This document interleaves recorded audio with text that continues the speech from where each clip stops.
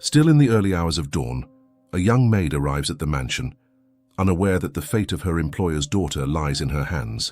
When she discovers that her rare blood can save the girl, she decides to donate it in secret, asking for nothing in return. But the millionaire witnesses everything without her noticing, and his reaction goes far beyond a simple thank you. The Boston skyline glimmered in the distance as Amber Riley rushed toward the imposing Victorian mansion on Beacon Hill. The early morning February air bit at her cheeks, but she couldn't afford to be late. Not today, not when her sister Melissa needed the money more than ever. 8 months pregnant with complications that required bed rest, Melissa had already lost her job at the diner. Now, it was all on Amber's shoulders. "You're right on time," Mrs. Henderson, the stern housekeeper of the Reynolds estate, nodded approvingly as Amber slipped through the service entrance. "The master is having a difficult morning. Keep your head down and your work spotless." Amber nodded, storing her worn backpack in the small closet assigned to her. 3 weeks into this cleaning job, and she still felt like an intruder in this world of marble countertops and crystal chandeliers. She pulled on her uniform quickly, her mind racing with calculations. Rent due in 2 weeks, Melissa's prenatal vitamins, the heating bill that kept climbing in this brutal Boston winter. "The East Wing needs extra attention today, Miss Charlotte's room especially," Mrs. Henderson instructed, her voice softening slightly at the mention of the daughter of the house. Amber had glimpsed the little girl only once, a thin, pale child with big blue eyes who'd been whisked away to the hospital shortly after. The entire mansion seemed to exist in a state of suspended animation since then, as if everyone was collectively holding their breath. As she polished the banister of the grand staircase, Amber overheard raised voices from Dr. Jonathan Reynolds' study. "We've tested everyone, John, every relative, every friend who's offered." Eleanor Reynolds' voice cracked with emotion. "Charlotte's blood type is so rare, and with the antibodies she's developed. There has to be someone, Dr. Reynolds interrupted, his normally authoritative voice hollowed by desperation. We can't lose her, Ellie." Amber froze, the polishing cloth still in her hand. The little girl was dying, and from what she could gather, she needed a blood transfusion with a specific rare type. "The hospital called again this morning," Dr. Reynolds continued. "They need a donor with AB negative blood and the Kell negative factor by tomorrow, or Charlotte's organs will start to." His voice trailed off, unable to complete the sentence. Amber's heart pounded. AB negative with Kell negative factor, the exact blood type she had discovered she had when she donated blood in college. The blood drive coordinator had made a big deal about how rare it was. She continued her work, moving to different rooms, but the conversation echoed in her mind. By lunchtime, Amber had cleaned half the mansion, working faster than usual, her thoughts consumed by the family's tragedy. She sat alone in the kitchen staff area, nursing a cup of tea, when Dr. Reynolds entered unexpectedly. Jonathan Reynolds looked nothing like the confident neurosurgeon whose face appeared on the hospital's billboards across Boston. His tie hung loosely around his neck, eyes bloodshot from lack of sleep. He barely seemed to register Amber's presence as he poured himself coffee with shaking hands. "Dr. Reynolds," Amber's voice sounded small in the cavernous kitchen. "I don't mean to intrude, but I couldn't help overhearing about your daughter this morning." He looked at her then, really looked at her, as if seeing her for the first time. "Yes? I have AB negative blood, with the Kell negative factor." The coffee mug slipped from his hand, shattering against the floor, but neither of them moved to clean it up. "You're certain?" he whispered. "Yes, sir. I found out when I donated in college." Something flickered in his exhausted eyes. Hope, perhaps, but also suspicion. "Why would you offer this? You barely know us." The question stung, but Amber understood. In his world, people didn't do things without expecting something in return. "Because it's the right thing to do," she said simply, "and because I know what it's like to worry about someone you love more than anything." The silence between them stretched, filled with unspoken questions and the vast distance between their worlds. "We would compensate you, of course," he finally said. I don't want your money for this, Dr. Reynolds. Amber stood straighter. But I do have a sister who needs help with medical bills. Maybe we could help each other. As Dr. Reynolds called the hospital to arrange immediate testing, Amber texted Melissa, "Might be late tonight." Something important came up. She didn't know yet that something important would change everything, not just for Charlotte Reynolds, but for everyone whose lives were about to become irrevocably intertwined. The hospital corridors felt endless as Amber followed Dr. Reynolds through the pediatric wing of Boston Memorial. The tests had confirmed what she already knew. Her blood was a perfect match for Charlotte. Now, sitting beside the child's hospital bed, the gravity of the situation hit her full force. Charlotte Reynolds looked even smaller than Amber had imagined. Her blonde hair spread across the pillow like a halo, skin nearly as white as the sheets. Machines beeped steadily around her, monitoring every precious heartbeat. "Are you an angel?" Charlotte whispered when she opened her eyes to find Amber there. "No, sweetheart," Amber smiled, fighting back tears. "Just someone who wants to help you get better." "Charlotte, this is Miss Riley," Dr. Reynolds explained softly. "She works at our house, and she's going to give you some of her blood so you can feel better." The little girl's face lit up with a weak smile. "Like a superhero?" "Something like that." Amber nodded, surprised when Charlotte's tiny hand reached for hers. Eleanor Reynolds stood in the doorway, watching the exchange with a complicated expression. Unlike her husband's disheveled appearance, Eleanor was immaculately put together in designer clothes, not a blonde hair out of place despite having spent nights at the hospital, but the perfect facade couldn't hide the fear in her eyes. "Thank you for doing this," she said stiffly to Amber, the words seeming to cost her something. "Jonathan says you refused payment." "That's right, Mrs. Reynolds." "Everyone wants something, Miss Riley. What is it you want?" Before Amber could answer, the medical team arrived to prepare for the transfusion. The procedure itself was surprisingly simple. Amber in one room, her blood slowly flowing through tubes that would carry it to Charlotte in another. As the deep red liquid left her body, Amber thought about her own sister, wondering if Melissa was worrying about her unexplained absence. 3 days later, the transformation in Charlotte was remarkable. Color returned to her cheeks, her appetite improved, and the light came back to her eyes. The doctors called it a miracle, but the science was clear. Amber's blood had saved Charlotte's life. What no one had anticipated was the bond that formed afterward.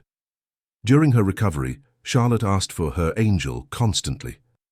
Dr. Reynolds, overcome with gratitude, offered Amber a new position as Charlotte's companion, while she recuperated at home, a job that paid triple her cleaning salary. "She connects with you," he explained when Amber hesitated, "and frankly, we could use the help. Eleanor and I both need to return to work, and Charlotte needs someone she trusts while she regains her strength." The offer was too good to refuse, especially with Melissa's due date approaching. So Amber found herself in a sunny room on the second floor of the Reynolds mansion, reading stories to Charlotte, helping her with gentle exercises, and watching the sparkle return to the little girl's eyes day by day. "Tell me about your sister." Again, Charlotte requested one afternoon as they colored together. "Melissa is brave and funny," Amber smiled, handing Charlotte a blue crayon. "She's going to have a baby soon, and I'm going to be an aunt. Can I meet her someday?" "And the baby?" Charlotte asked innocently. "Maybe someday," Amber replied, knowing how unlikely that would be. The worlds they inhabited were separated by more than just the few miles between Beacon Hill and her apartment in Dorchester. What Amber didn't know was that Eleanor Reynolds stood just outside the door, listening. She watched through the crack as her daughter laughed freely with the young woman who had saved her life, a laugh Eleanor hadn't been able to elicit in months. Something cold and sharp twisted in her chest. That evening, Eleanor found Jonathan in his study. "I think it's time we discussed Miss Riley's position," she said, her voice carefully modulated. "What about it? Charlotte adores her, and her recovery has been remarkable since Amber came on board." "That's precisely the problem, Jonathan.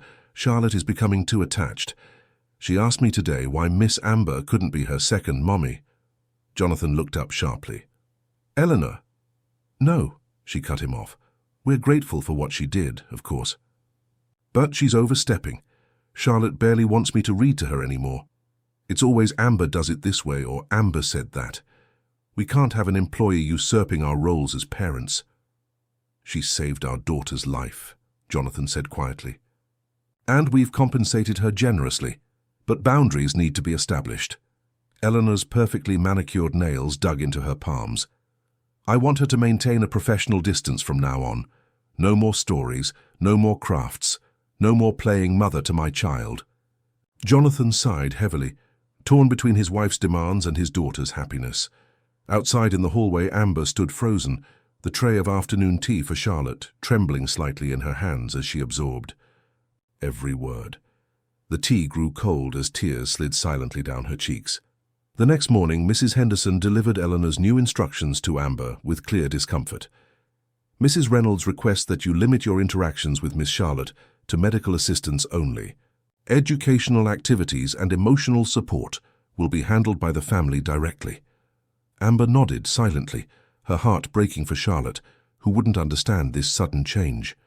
When she entered the little girl's room with her medication, Charlotte's face lit up. "Amber, I drew something for you." Charlotte held up a colorful picture of two stick figures holding hands, one tall with brown hair, one small with yellow hair. "It's beautiful," Amber said quietly, setting down the medicine tray. "Charlotte, I need to tell you something. From now on, I'll just be helping with your medicine and exercises, okay? Your mom wants to spend more time with you doing fun things." Charlotte's smile faded. "But why? Did I do something wrong?" "No, sweetheart, you didn't do anything wrong."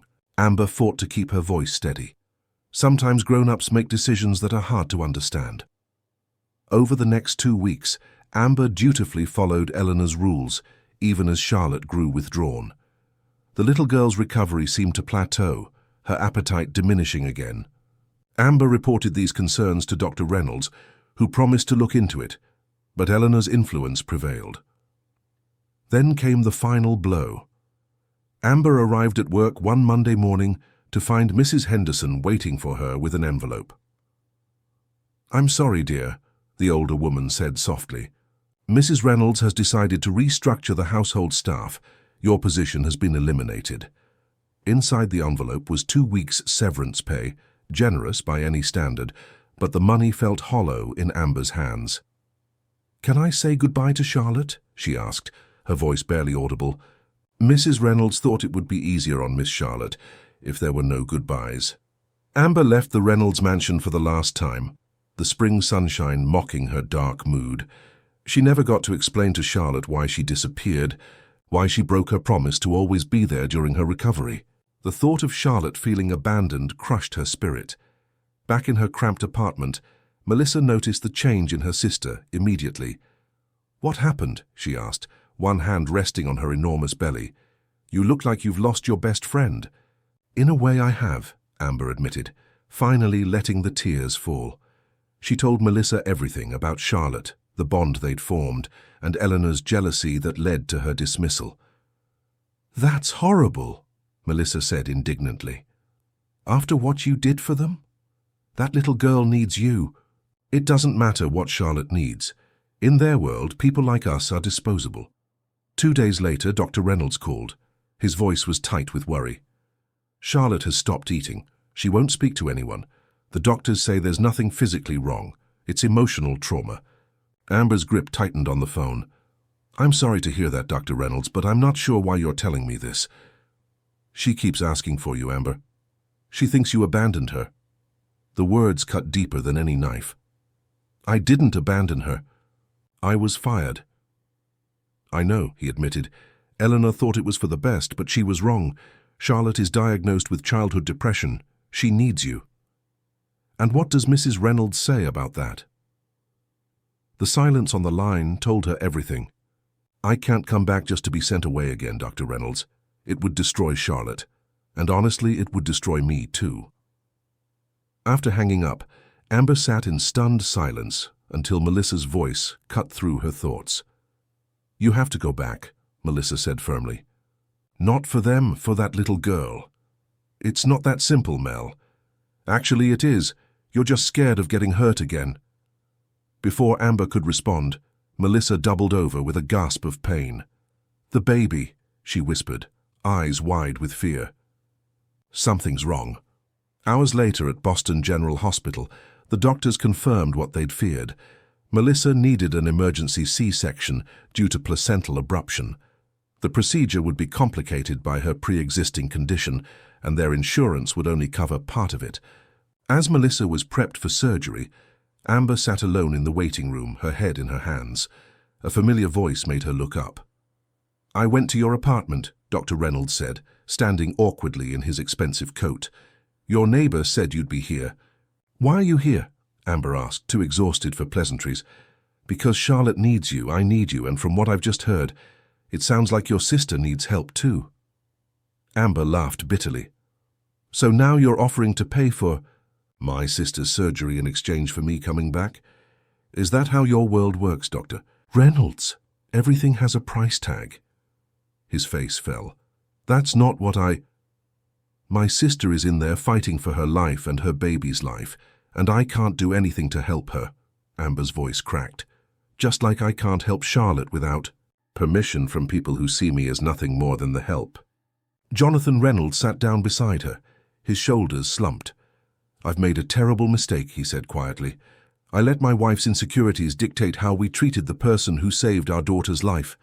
I'm not here to buy your return, Amber. I'm here because it's the right thing to do, just like what you did for Charlotte was the right thing to do." Their conversation was interrupted by a nurse calling for the family of Melissa Riley. Amber stood shakily. "Whatever happens in there, Dr. Reynolds said, your sister's medical expenses are covered, no strings attached, and if you're willing, Charlotte is waiting to see her angel again." 2 weeks after Melissa's successful surgery, which Dr. Reynolds had indeed arranged to be fully covered, Amber found herself walking up the familiar steps of the Reynolds mansion. This time she entered through the front door, not the service entrance. The moment Charlotte saw her, the little girl's transformation was instantaneous. She flew across the foyer, her thin arms wrapping around Amber's waist with surprising strength. "You came back," Charlotte sobbed. "I thought you didn't love me anymore." "I never stopped loving you, sweetheart," Amber whispered, kneeling to Charlotte's level, "and I never will." Eleanor watched from the staircase, her expression unreadable. Jonathan stood beside his wife, one hand on her shoulder in silent support or perhaps restraint. The tension in the air was palpable, but for Charlotte's sake, everyone maintained a fragile civility. Amber's return came with new terms. She would be Charlotte's official nanny and tutor, helping the girl catch up on the schoolwork she'd missed during her illness. She would have her own suite in the East Wing, proper healthcare benefits, and scheduled time off to visit Melissa and baby Noah, who was thriving despite his early arrival. For several weeks, an uneasy truce held in the Reynolds household. Charlotte blossomed under Amber's care, regaining weight and engaging enthusiastically with her studies. Jonathan seemed genuinely pleased with the arrangement, often joining them for afternoon science experiments or story time. Eleanor remained, distant but no longer openly hostile, focusing instead on her charity foundation work, which kept her away from the house for long stretches. Then, one rainy afternoon, the carefully constructed peace shattered when Charlotte innocently asked at dinner, "Mum, is it okay if I call Amber my heart mum, since she gave me her blood and saved my heart?" The crystal wine glass in Eleanor's hand trembled. "She is your nanny, Charlotte. Not your mother, I'm your mother.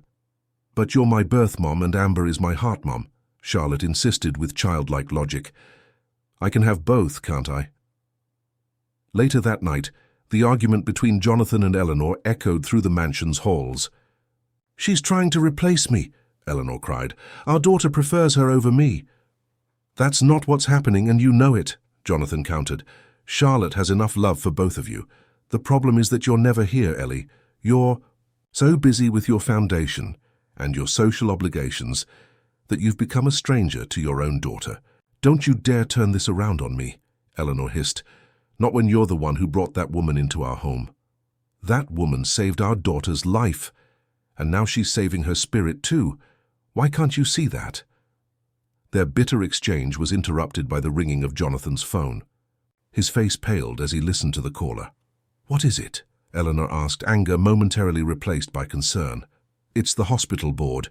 There's been an emergency meeting. The Reynolds Neuroscience Center is in trouble." He sank into a chair. "The new investors have pulled out. Without that funding, we'll lose everything." The following days revealed the extent of their financial crisis. Bad investments, market downturns, and overextension had left the Reynolds family fortune dangerously depleted. The prestigious medical center bearing their name, Jonathan's life's work, faced potential bankruptcy. Eleanor's solution was ruthless efficiency: sell the summer house, cut the household staff, liquidate assets. "And Miss Riley will have to go," she added. "We can no longer afford the luxury of a full-time nanny." "Eleanor, please," Jonathan begged, "don't do this to Charlotte again." "I'm trying to save our family, Jonathan. Our lifestyle, our reputation, everything we've built." While the Reynolds confronted their financial collapse, Amber faced a crisis of her own. Melissa's recovery had complications, requiring additional care that stretched their limited resources. Despite her improved salary, Amber's savings were quickly depleting. With reluctance, she approached Dr. Reynolds one evening in his study. "I need to ask for an advance on my salary," she said quietly. "Melissa's medication isn't covered by insurance, and the baby needs special formula." Jonathan looked up from the mountain of paperwork on his desk, his face haggard from stress. "Amber, there's something you should know. The family is facing financial difficulties. Eleanor wants to eliminate your position entirely." The news shouldn't have surprised her, but it still felt like a physical blow. "I see. But I won't let that happen," he continued firmly. "Charlotte needs you. We'll figure something out." He wrote her a personal check, not an advance, but a gift from his private account. "Consider it partial repayment for what you've given us." Amber accepted it with mixed emotions. "Thank you. But Dr. Reynolds, maybe this is a sign that I should be looking for something more stable. For Melissa and Noah's sake, not just mine. What are you saying?" "I've been offered a position at a private school in Cambridge. Full benefits, tuition reimbursement to finish my education degree." She hadn't planned to tell him yet, but the words tumbled out.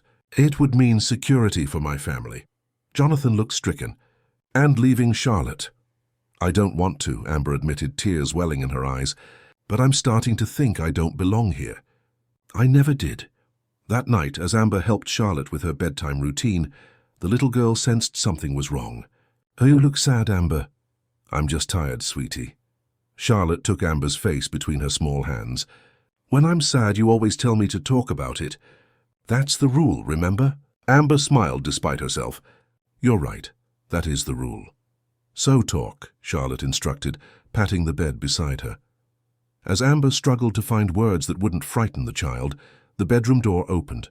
Eleanor stood there, her expression unusually vulnerable. "Charlotte, it's past your bedtime," she said softly. "And, Miss Riley, I need to speak with you. In private." Amber followed Eleanor to the rarely used sunroom, where moonlight spilled through the glass ceiling. For a long moment, neither woman spoke. "Jonathan told me about the job offer," Eleanor finally said, her voice lacking its usual sharp edge, "and about your sister's ongoing medical needs." "Mrs. Reynolds, Please let me finish." Eleanor twisted her wedding ring nervously. "I've been unfair to you, Amber. Actually, that's an understatement. I've been cruel." The admission hung in the air between them. "When Charlotte first got sick, I was terrified," Eleanor continued. "I've never felt so helpless. Then you appeared with your perfect match blood and your natural way with her. And suddenly I wasn't just afraid of losing my daughter to illness. I was afraid of losing her to you." Amber shook her head. "I never wanted to take your place." "I know that now." Eleanor's carefully constructed facade cracked, revealing the vulnerable woman beneath. "The truth is, I've always struggled with motherhood. I never had a good example. My own mother was cold, distant. I promised myself I'd be different, but when Charlotte came along, I found myself repeating the same patterns." She walked to the window, her silhouette framed by moonlight. "Do you know why I spend so much time at the foundation? Because there I feel competent. At home, watching you with Charlotte, I feel like a failure." "That's not true," Amber said softly. "Charlotte adores you. She just needs to see more of you." The real you, not the perfect society mother you think you need to be. Eleanor turned, tears glistening on her cheeks. Jonathan wants you to stay, not as an employee but as family. He wants to legally adopt you. The words hit Amber like a physical shock. Adopt me. But I'm an adult. Adult adoption is legal in Massachusetts. It would make you Charlotte's sister officially, but more importantly, it would make you part of this family permanently.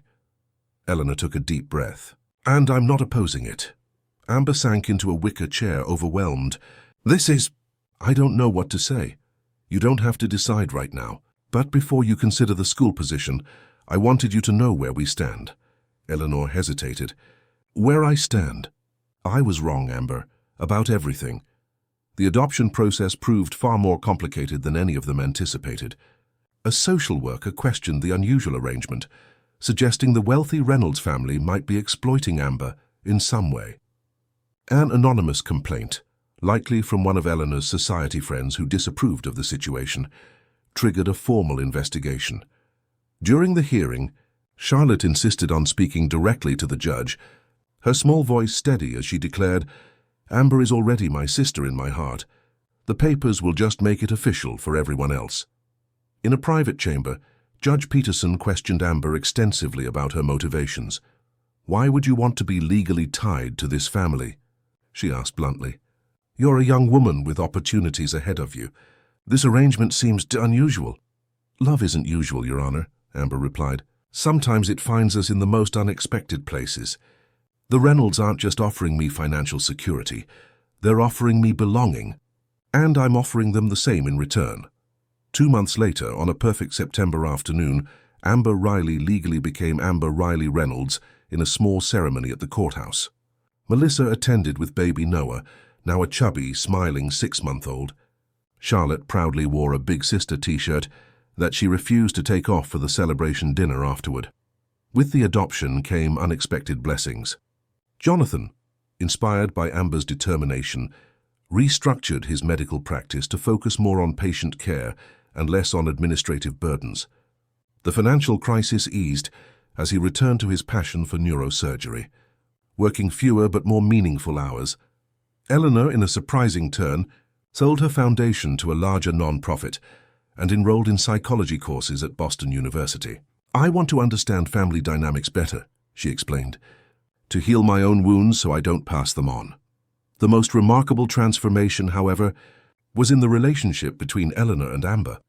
What began as bitter rivalry evolved into cautious respect, then genuine affection.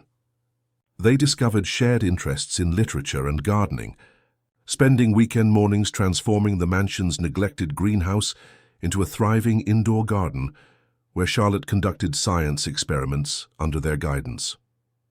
One evening, 5 years after Amber first walked through the service entrance of the Reynolds home, the family gathered for a celebration dinner. Charlotte, now a vibrant 11-year-old, had won a prestigious science competition with her project on blood types and transfusion compatibility. I have an announcement, Amber said when dessert was served. I've been accepted to Harvard's master's program in education leadership and, she smiled at Melissa, who nodded encouragingly. Noah and I have finished the children's book we've been working on. A publisher has offered us a contract. Cheers erupted around the table. Jonathan raised his glass in a toast to Amber, who saved not just Charlotte's life but all of ours. And to family, Eleanor added, her eyes meeting Amber's with genuine warmth. Not the ones we're born into, but the ones we choose. Later, as they sat in the garden watching fireflies dance in the twilight, Charlotte nestled between Amber and Eleanor on the porch swing. Jonathan looked at the 3 most important women in his life and marveled at how a single act of kindness, a donation of blood from a young woman who had every reason to withhold it, had transformed them all. You know what I think? Charlotte said suddenly. I think some people are connected by something stronger than blood or names. What's that, sweetheart? Eleanor asked, stroking her daughter's hair. Charlotte smiled, her eyes reflecting the emerging stars above. Love. The kind that's brave enough to cross all the lines that try to separate us. As evening settled over their home, Amber reflected on the journey that had brought her here, from cleaning floors to becoming a daughter, a sister, an aunt, a student, and an author. The path hadn't been easy or straight, But looking at the family surrounding her now, she knew with absolute certainty that every difficult step had led exactly where she was meant to be.